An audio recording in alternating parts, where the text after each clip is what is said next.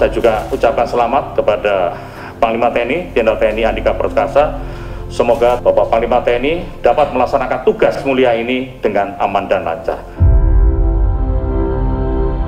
Usai Jenderal TNI Andika Perkasa ditunjuk menjadi Panglima Tentara Nasional Indonesia, di awal masa tugas sebagai Panglima TNI langsung bekerja dan membuat sejumlah kebijakan strategis di lingkup TNI demi terus mengembangkan TNI ke arah yang lebih maju.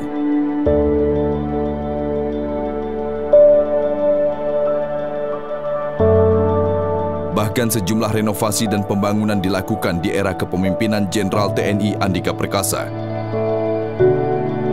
Seperti Rumah Dinas Panglima TNI, Kantor Subden Merdeka Barat Denma Mabes TNI, Rumah Dinas Komandan Jenderal Akademi TNI, hingga Stadion Olahraga Markas Besar TNI. Mari kita lihat proses pembangunan lebih dekat.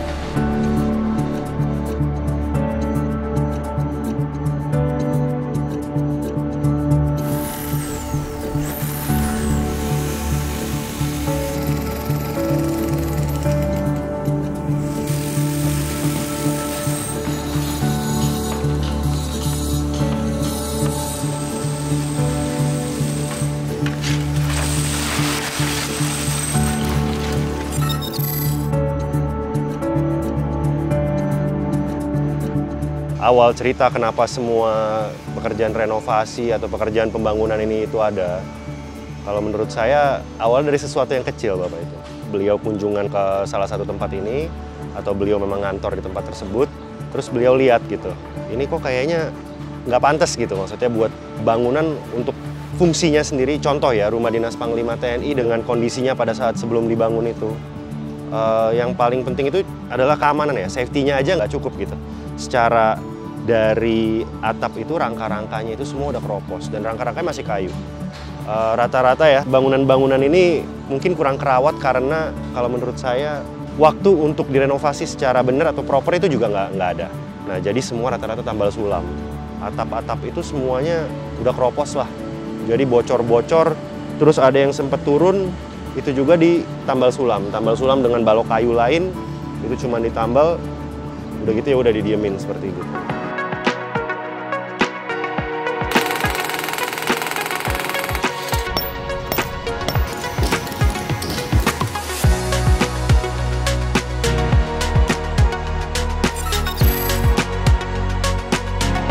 Kesulitan itu pasti ada ya di semua pekerjaan. Tapi kalau dengan view-nya Pak Andika, balik lagi gedung itu kan tadi ya seperti yang Mas bilang ya tadi jadi banyak batasan gitu dalam membangun sesuatu. Contohnya misalnya tadinya kita jendelanya maunya yang gampang aja bentuknya kotak, yang penting lebih modern dan tahan gitu ya. Nah sekarang enggak, kita harus pakai tetap teknologi yang ada yang baru. Misalnya sekarang kusen harus aluminium atau UPVC, ya tetap kita pakainya aluminium kebetulan di sini. Walaupun harus dilengkungin, ya pasti ngelengkungin lebih sulit dari yang lurus-lurus aja gitu. Ya tapi prinsipnya beliau setahu saya kalau yang gampang itu nggak bagus biasanya. Jadi harus yang susah memang. Yang susah itu pasti yang lebih rumit itu biasanya hasilnya itu akan lebih memuaskan. Nah kalau kesulitan lain itu sebenarnya ya di segi desain.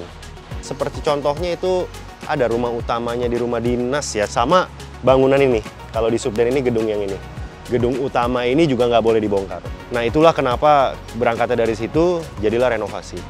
Dan Bapak orangnya juga sangat hati-hati ya. Jadi memang yang tadi ini barang yang sudah bentuknya ini kolonial tadi yang Mas bilang itu, dari beliau juga sistem renovasinya untuk desainnya itu nggak akan melenceng jauh dari tipe-tipe kolonial tersebut.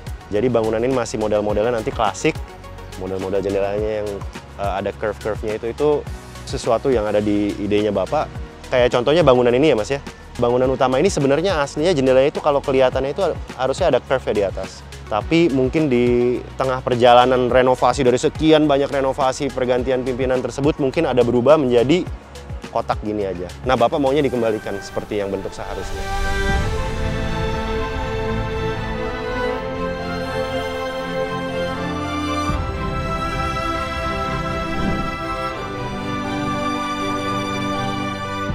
Buat jendela seperti ini ya, sama persis ya. Terus ini ruangan apa? Siap, ini ruangan dan subden. Ini dan subden? Siap.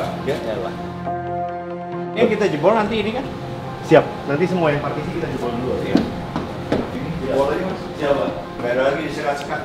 Lebih berguna. Kita buka aja. Siap.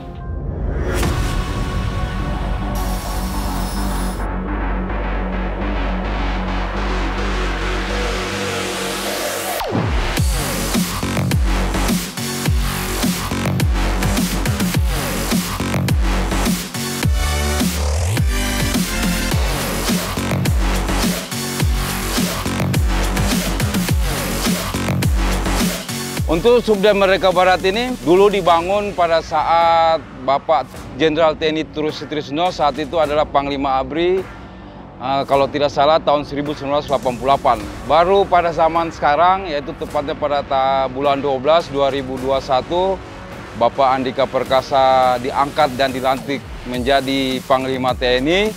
Saya masih ingat beliau pertama kali menginjakan kakinya, memanggil kami, menanyakan bangunan, melihat kiri kanannya. Dari situlah beliau berinisiatif untuk melaksanakan rehab secara total. Kaca aja. Siapa? Oh dari sini. Emang di sini ada WC lagi? Di kamar ini ada. Kalau kita bisa lihat, Subdam Merdeka Barat ini terbagi dari 4 bangunan. Yang pertama, bangunan utama, bangunan kedua, bangunan ketiga, dan bangunan keempat. Tapi saat ini yang direhab oleh Bapak Panglima TNI, Bapak Jenderal TNI Andika Perkasa adalah bangunan yang kedua dan akan dilanjut dengan bangunan berikutnya.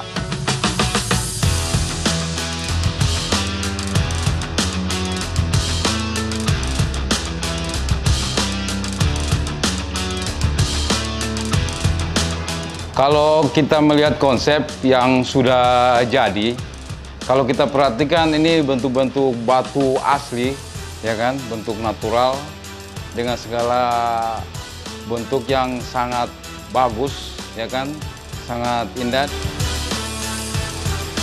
Dulu ruangan ini adalah 3 ruangan yang disekat-sekat. Pertama adalah ruang transit. Yang kedua adalah ruangan videotron, yang ketiga adalah ruangan komputer. Ruang transit ini setelah direhab menjadi sebuah kamar mandi, ya. Kamar mandinya sangat luar biasa, semua dindingnya menggunakan granit.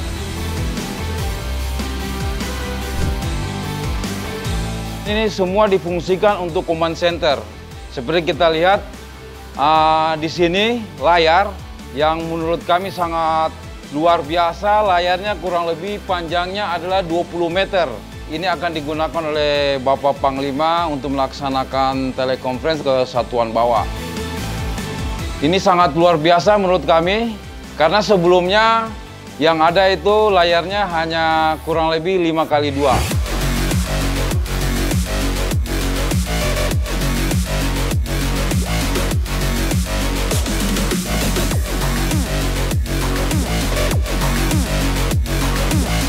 Dulu untuk bentuk ruangan yang seperti kita lihat, dulu bangunan yang ada itu bangunan standar TNI.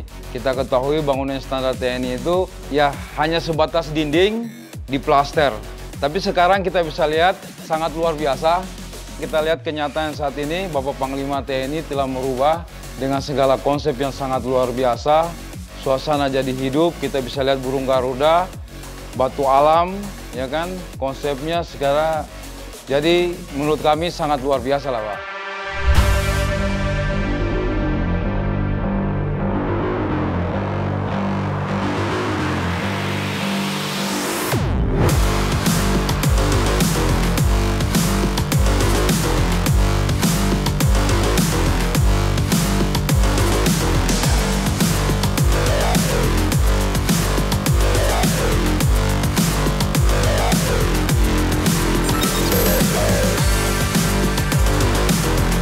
Kalau beliau itu meninjau sendiri langsung ke lapangan ya. Dan Bapak itu orangnya, kalau menurut saya ya, sangat hands-on, sangat praktikal gitu. Jadi apa-apa di lapangan beliau lihat dan beliau mau ngerti. Secara teknis, secara desainnya sendiri, Bapak mau semuanya itu harus sesuai dengan apa yang kita sudah rencanakan. Dan beliau pasti ninjau sendiri. Itu dari sebelum mulai dan dalam proses pembangunan. Itu selalu ada peninjauan dari beliau langsung. Oh ini ya nih lampunya. Wah kalau terpasang.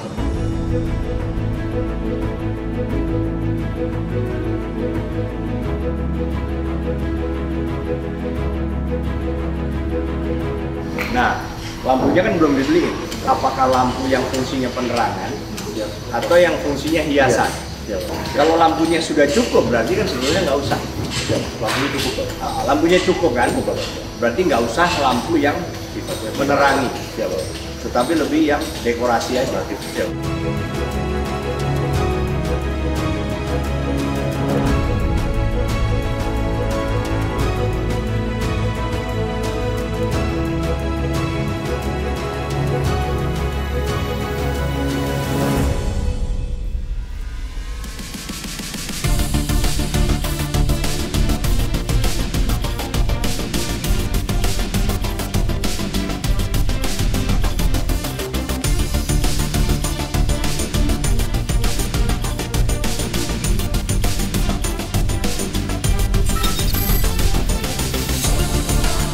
Kalau desain itu, arsitek-arsitek kita akan propose desain awal itu pasti ada. Tapi itu nggak akan tembus lah. Karena rata-rata kalau Pak Andika itu, walaupun ada kesamaan, tapi selalu maunya beda dan lebih baik lagi gitu, desain berikutnya ini. Jadi contoh ngomongin stadion ya. Stadion itu kan, beliau itu kan punya prinsip pokoknya, ya stadion itu harus tetap terbuka, bagian tribunnya. Gimana caranya tetap terbuka, tapi tetap tribun-tribun itu akan mengcover jumlah penonton yang akan nonton, dan juga harus bagus buat kalau ada acara-acara penting di situ. Jadi Bapak itu pengennya di stadion itu bukan hanya gelanggang olahraga di situ, tapi pengennya untuk sesuatu yang serbaguna, yang fungsinya banyak lah. Mau ada acara serah terima, mau ada upacara apa, beliau pengennya kalau bisa semua di situ. Jadi kayak one stop shop gitulah. Nah, dari situlah yang menurut saya agak sulit ya mendesain sesuatu, karena balik lagi fungsinya itu nggak cuma satu. Mendesain sesuatu untuk banyak fungsi itu pasti akan lebih ribet. Tapi ya untungnya balik lagi beliau itu orangnya hands on. Jadi beliau ikut terjun langsung ke dalam pendesainan, dan sebenarnya rata-rata kalau desainnya itu adalah keputusan beliau, desainnya itu dari beliau. Gitu, arsitek kita ya membantu beliau justru untuk mewujudkan apa yang kira-kira ada di pikiran beliau.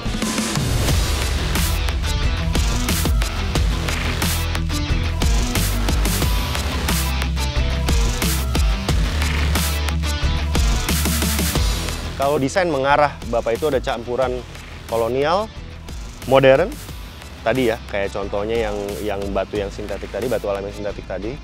Ya, jadi kolonial iya, modern iya. Dan kalau kita lihat ada unsur yang laser cut batik-batik biasanya di desain kita itu. Jadi sebenarnya tradisional juga. Jadi sebenarnya semua jadi satu.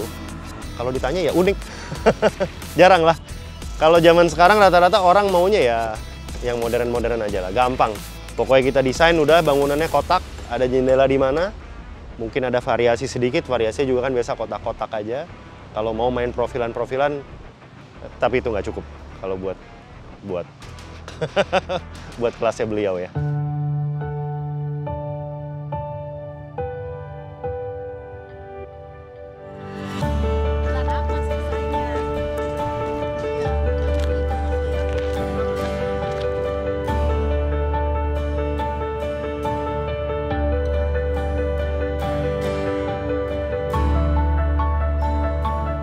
Ini nanti diaspal, habis diaspal baru running track.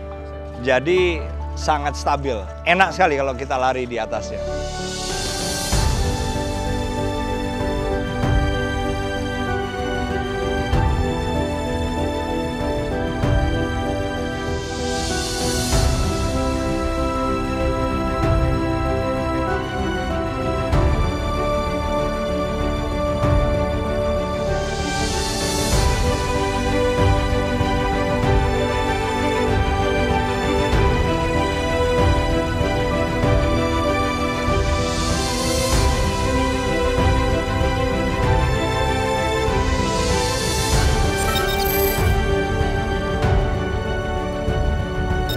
Itu sesuatu yang baru ya. Itu sesuatu yang baru buat semua orang kayaknya kalau saya rasa ya. Jadi beliau mau unsur alam itu juga ada di dalam, di sisi interior. Yang pertama beliau maksudnya daripada semuanya itu dipanel-panelin gitu kan. Menurut beliau pada awalnya itu pada saat kita ngedesain, kita disuruh taruh batu di dalam itu, kita bilang apa bener nih batu alam di dalam? Tapi pas jadi ternyata ya kaget juga kita. Kenapa nggak pernah kepikiran gitu ya.